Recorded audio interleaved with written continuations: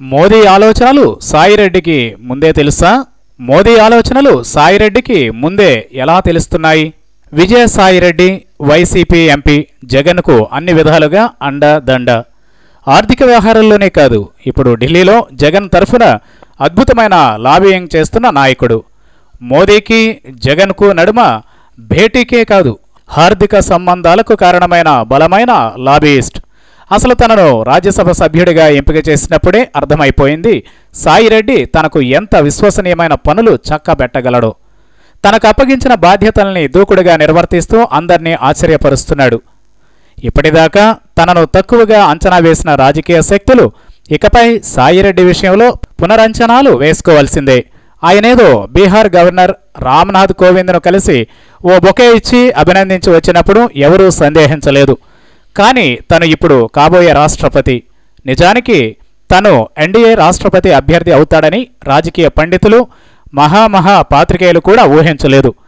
కానీ మనకు ఏ రకంగానూ సంబంధం లేని ఒక బీహార్ గవర్నర్ దగ్గరకు ఒక వైసీపీ ఎంపీ వెళ్లి మంచి చెడు మాట్లాడి వచ్చాడంటే అర్థం ఏంటి? తన ఎంపిక గురించి ముందే తను పసిగట్టాడా? ఇప్పుడు మరో సంచలనం. ఆయన కేరళ గవర్నర్ను కలిసి బొకే ఇచ్చి అభినందించి వచ్చాడు అంటే మోదీ మనసులో ఉపరాష్ట్రపతి పదవి కోసం కేరళ గవర్నర్ సదాశివం పేరు నలుగుతుందా? ఇది ఇప్పుడు చర్చ. కాదనడానికి లేదు. ఎందుకంటే ఉపరాష్ట్రపతి పదవిని దక్షిణాదికి ఇవ్వాలనేది ఈక్వేషన్. ఎవరు రకరకాల పేర్లు అందరి ఆలోచనల్లో, అంచనాల్లో, ఊహల్లో, విశ్లేషణల్లో నలుగుతున్నాయి.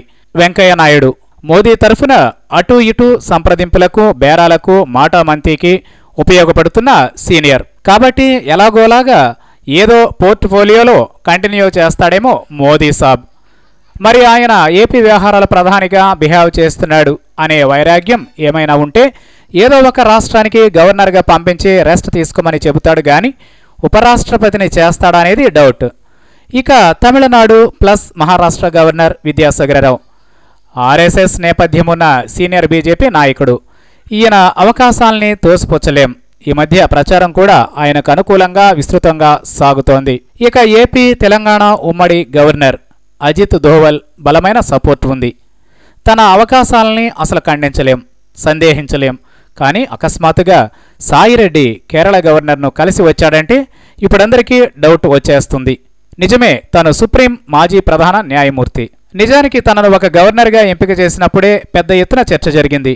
ఇప్పుడు ఆ చర్చ అప్రస్తుతం. కానీ తను బీజేపీ అధ్యక్షుడు అమిత్ షాకు సన్నిహితుడు అంటారు. తద్వారా సహజంగానే మోదీకి కూడా దక్షిణాది వ్యక్తి, తమిళనాడు స్వస్థలం, పైగా సుప్రీం ప్రధాన న్యాయమూర్తిగా పనిచేసిన హోదా ఉంది కాబట్టి అది సానుకూల అంశమే.